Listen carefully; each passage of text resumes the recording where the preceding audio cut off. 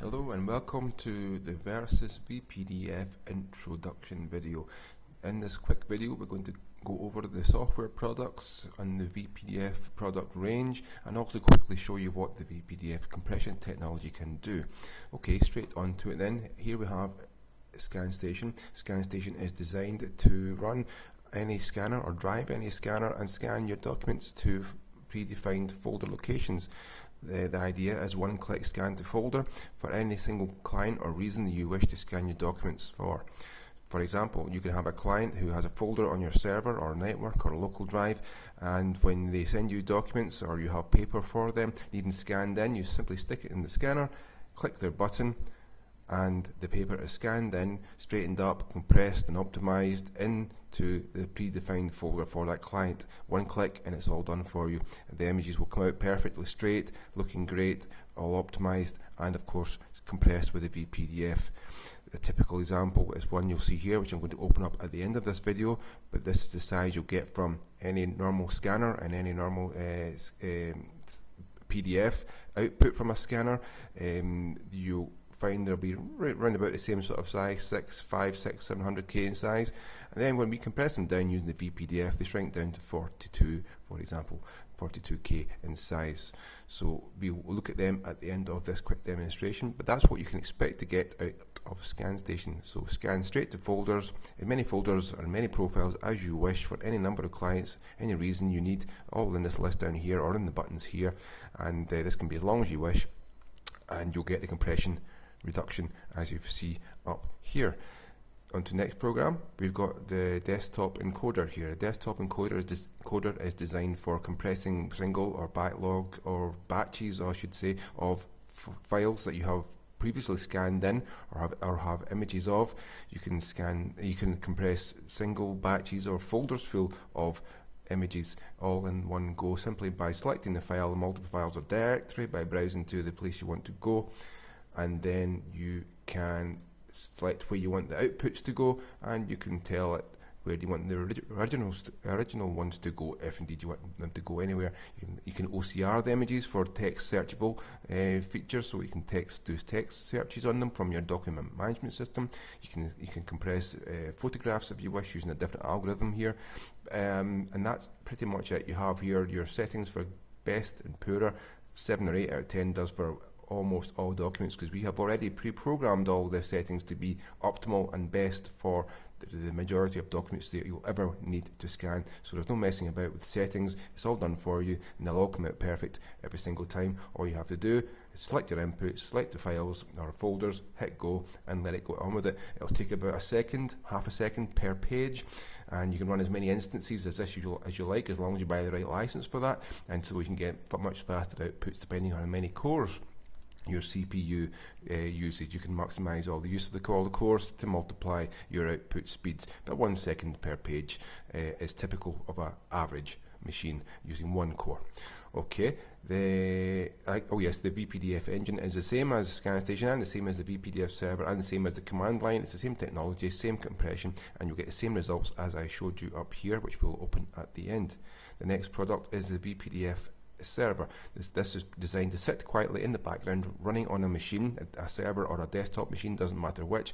It sits there watching folders that you've predefined in jobs, which you can set up here. New job, give it a name, watch the folder, select the folder on your network or local drive, and it will watch that folder waiting for images, TIFFs or PDFs to arrive, and then it will compress them automatically and save them to the same folder or some other folder depending on what you have selected here.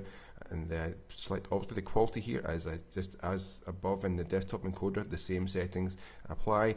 Usually 7 or 8 out of 10 is optimal for your needs. We have predefined and hard coded all the other settings that you ever need to play with, so you do not have to play with them because they're already done for you at their best settings. Save you messing about. And you can have as many jobs as you like in here, and you can watch as many folders as you like, and when the images arrive they'll automatically be compressed using the same vPDF engine as in the other products, and you'll get the same results as you see up here. And so that is designed for a day forward type of environment in an office where you're scanning from various locations into various folders from all over your organization.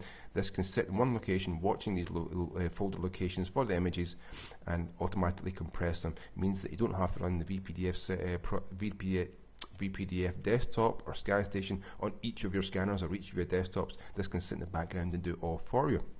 So these three products are designed, as you can see, for entirely different reasons, and hopefully they will cover most situations that any business would need. We also have a command line version. A command line version of our vPDF engine is designed for those who wish to write their own programs or scripts that will call up the command line compression engine and compress their images within their own software package or product.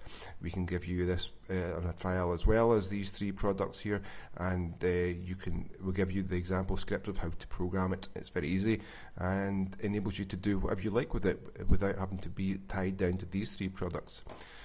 The other thing I would like to mention here at this point, before we open up the two examples here, is that the vPDF compression, it should not be confused with other compression products that you may come across.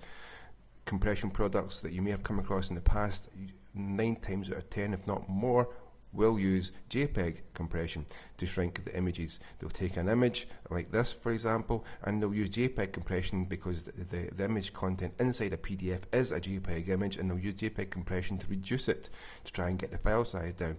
What happens there is, as you've all seen with photographs, if you reduce the resolution, it looks worse and a bit grainy, and that therefore means that the image is poorer, and you can't read the text as well. It gets a bit blurry and a bit jaggedy, and that's what JPEG compression does. So there's only so far JPEG can go before the image is unreadable. So that's what JPEG compression does. We don't use JPEG compression. We use an entirely different process and techniques and algorithms, which I can explain more on our other videos and also in our technical spec, which you'll find on our website if you're interested.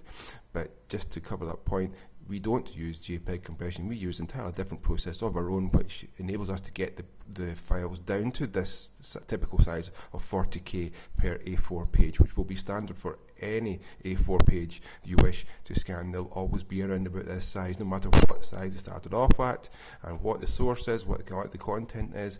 That's because we use an entirely different process to compress. Okay, on with the sample documents. Here is a typical scanned image from any scanner, from any software product, using PDF as the output, with the JPEG compression turned off, i.e. It hasn't tried to shrink it itself by using JPEG compression as I described. So the quality is going to look good, it's going to look quite smooth, and there it is zoomed in, all looks very nice, and so it should, at 300 dots per inch and full colour, and it goes up to 700K in size. We need it to be a lot smaller than that in real life, as we know, so rather than converting it to black and white, which would reduce it, but we'd lose all the content and all the highlighter pen would disappear, and therefore the value of the document is lost. We can't just decide to change it to black and white. Those days are gone. We don't need to do that anymore. We can convert it to this compressed version using the vPDF compression, and you'll get an image that looks exactly the same as the original. We can zoom in and you can see the text stays pin sharp. There's no JPEG compression artifacts or breaking up going on here, or fuzziness or blurriness. It's all pin sharp. It's because we use a different technique altogether, and that is the vPDF version, which, as you can see, looks exactly the same as the original.